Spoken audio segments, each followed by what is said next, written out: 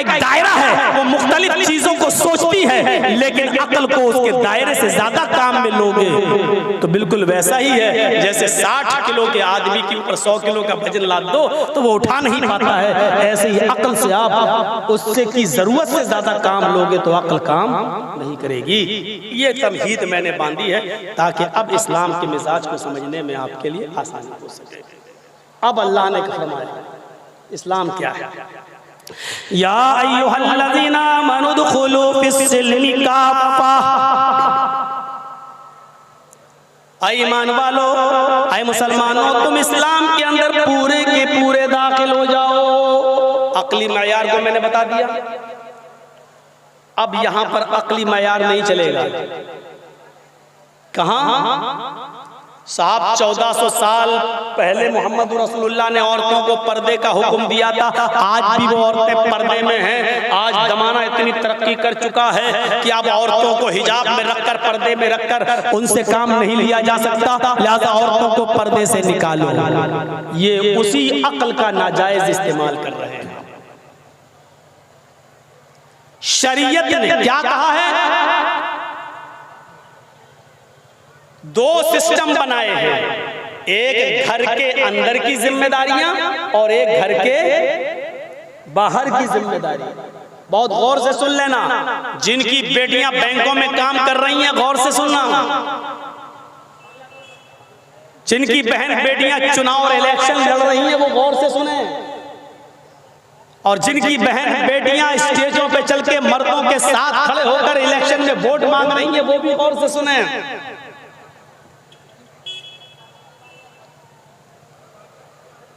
और स्कूटी उठाई और बगैर बुर्के और बगैर हिजाब के जल्दी साहब नौकरी करने स्कूल जा रही हैं और को एजुकेशन में मर्दों के पास बैठ के पढ़ा रही हैं, वो गौर से सुने।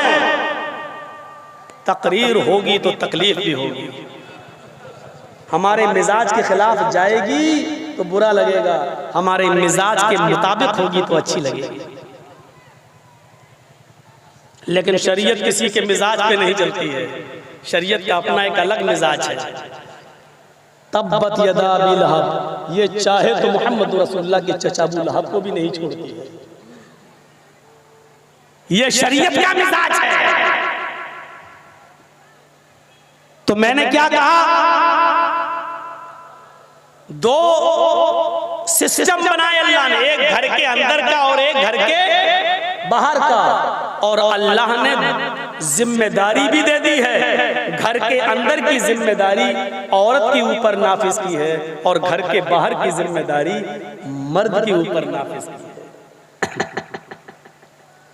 है। जब कुदरत ने निजाम ही ऐसा बनाया है तो तुम कुदरत के इस निजाम को बदल नहीं सकते। ये कह सकते हो कि अकली तौर पे बुराई क्या है? लड़के और लड़कियां एक साथ पढ़ें, लड़के और लड़कियां एक साथ काम करें, लड़के और लड़कियां एक साथ ऑफिस में बैठें, हमारे देश की तरक्की होगी। आप अपनी अकली घोड़े तो दौड़ा सकते हो, लेकिन याद करो जिसने ये निजाम बनाया है। जाहिर बात है, जब कोई कंपनी कोई गाड़ी बनाती है, मारुति, i10 या स्विफ्ट, तो जब वो खरीदने आप जाते हैं तो गाड़ी आप ले आए, 10 लाख रुपए की स्विफ्ट आपने खरीद ली और अब आप उसके ऊपर बैठ गए और उसको चलाया और भेड़ दिया, टकरा गए क्योंकि आप चलाना नहीं जानते थे। आप चलाना नहीं जानते थे, भेड़ दी। आपने कहा यार कंपनी के मालिक से, ये कैसी गाड़ी दे दी? थोड़ी दूर चलाई और ठुक गई, ये कहाँ चली गई? मैंने तो 10 लाख रुपए देकर ये गाड़ी खरीदी थी। कंपनी का मालिक कहता है आप ड्राइवरिंग लाइसेंस दिखाइए। उसने कहा नहीं है। आप गाड़ी चलाना जानते? कहा नहीं जानते। गाड़ी चलाना नहीं जानते, फिर आपने चलाई क्यों? अरे तुम्हारे बाप का क्या जा रहा, मैंने 10 लाख रुपए दिए हैं ना तुम्हें। जब 10 लाख दे दिया तो गाड़ी मेरी हुई, मैं कुछ भी करूं, मैं कैसे भी चलाऊं। तो गाड़ी का ड्राइवर क्या कहता है? कंपनी का मालिक, मैंने इस गाड़ी के साथ साथ एक किताब भी दी है जो गाड़ी की डिग्गी में रखी हुई है उसके अंदर, और उसके अंदर मैंने बताया है, पूरे नियम बताए हैं। पहले गियर में ऐसे, दूसरे गियर में ऐसे, इतनी स्पीड में उठाइए, यहाँ पे गिराइए, यहाँ पे दौड़ाइए, ये सारे नियम मैंने तुम्हें बताए। क्या तुमने इन नियमों को फॉलो किया है? आपने कहा नहीं। मेरे प्यारे साथियों, ये इस्लाम जिंदगी गुजारने की एक गाड़ी है और इस गाड़ी को जिसने उतारा है उसने इस गाड़ी को चलाने के नियम भी बताए हैं और वो नियम बताने वाली किताब है कुरान। वो नियम बताने वाला ड्राइवर है जनाब मोहम्मद रसूलुल्लाह सल्लल्लाहु अलैहि वसल्लम। जब तक इस गाड़ी को उस नियम के मुताबिक चलाओगे तो गाड़ी चलेगी। जब अपने मनमानी उसूल और दुनिया वालों के बनाए हुए उसूल के मुताबिक चलोगे तो वही हाल जो अमेरिका का हुआ आपका भी होगा। इस मर्तबा 10 लाख से ज्यादा लड़कियां शादी से पहले माएँ बन चुकी हैं। उनको ये नहीं मालूम कि मेरे पेट में पलने वाला बच्चा किसका है। इतने मर्दों से मिली हुई है कि उनको अपने असली बाप की शक्ल बच्चे को नहीं मिल पा रही कौन है, क्योंकि इन्होंने दुनिया के निजाम को उस नियम से नहीं चलाया। जिसने ये दुनिया पैदा की है, जिसने इस दुनिया को बनाया है, उसने इस दुनिया को चलाने का सिस्टम भी बताया है। हमने उस बताने वाले के सिस्टम के मुताबिक हमने अमल नहीं किया, इसलिए आज ये एक्सीडेंट हमारे हो रहे हैं और हमारी माँ बहन बेटियों को ये दिन देखना पड़ रहे हैं।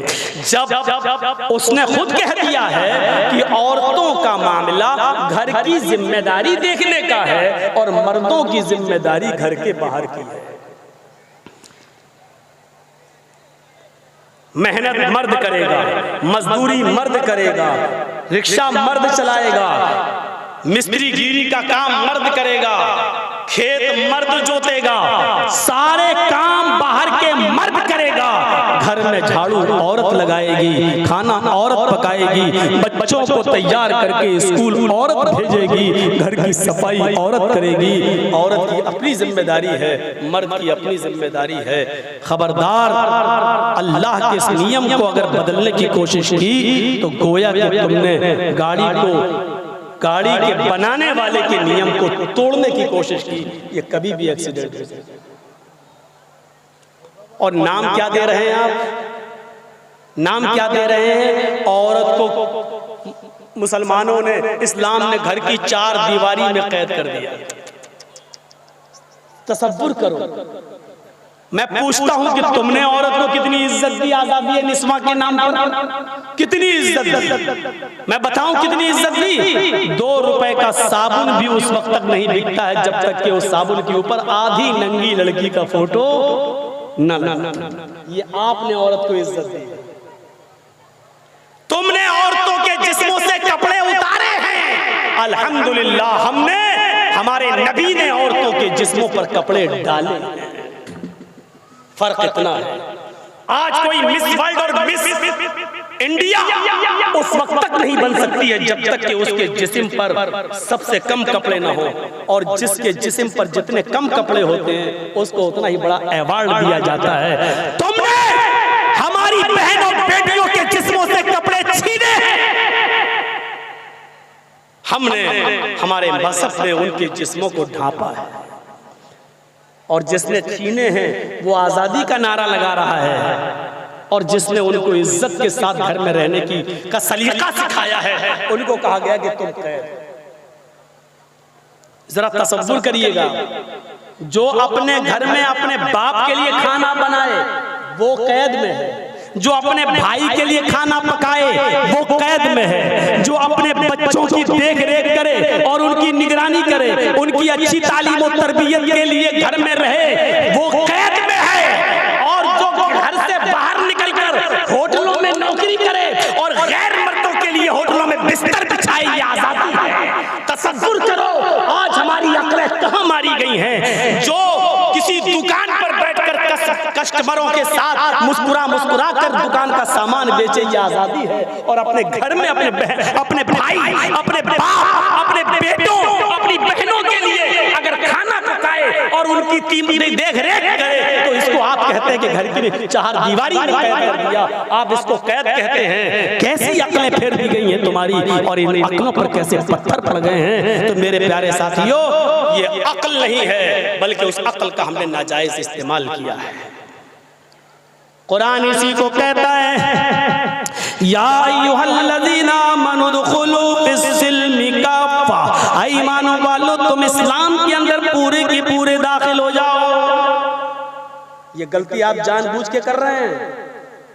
अपनी 20-25 साल की बहन को, बेटी को गैर मर्दों के साथ बिठा के जो आप काम करवा रहे हैं, और गैर मर्दों के साथ जो ड्यूटी पे भेज रहे हैं, मुझे इस बात की परवाह नहीं है कि कल हमें बुलाओगे या नहीं बुलाओगे, लेकिन सुनना पड़ेगा। तुम्हें नहीं, तुम्हारे बाप को भी सुनना पड़ेगा। ये अथॉरिटी इस वक्त मुझे शरीयत ने दी है। तुम्हें अथॉरिटी तकरीर सुनने के बाद गाली देने की है, दे लेना जितनी चाहो।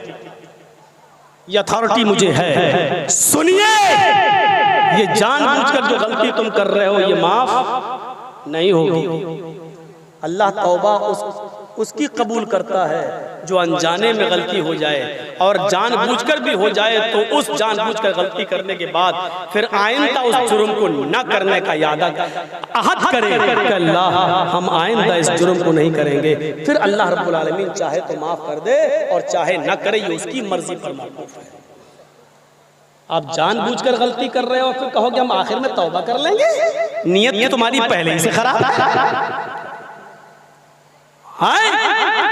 बच्चे को आपने देखा जब नर्सरी में पढ़ता है, आपका बच्चा जब केजी में पढ़ता है, नर्सरी में पढ़ता है, नर्सरी के बाद केजी फर्स्ट में आता है, फिर केजी 2 में आता है, फिर फर्स्ट में आता है, फिर सेकंड में, थर्ड में, फोर्थ में, फिफ्थ में। आपने देखा होगा जब बच्चे छोटे होते हैं तो स्कूल में जाते हैं तो छोटा सा बैग लेके जाते हैं, एक कॉपी किताब लेके जाते हैं, और उनको पेन नहीं दिया जाता है बल्कि पेंसिल दी जाती है मसाले वाली, और रेजर दिया जाता है रबर। जानते हो क्यों? वो बच्चा, उसकी टीचर कहेगी मैम ए लिखो, वो कभी गलत लिखेगा, कभी सही लिखेगा, और जब वो गलती करेगा तो रेजर से उसकी गलती को मिटाकर कहा जाएगा बेटे दोबारा लिखो।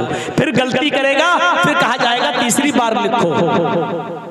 पेंसिल से लिखने का ये सिलसिला 5th क्लास तक चलता है।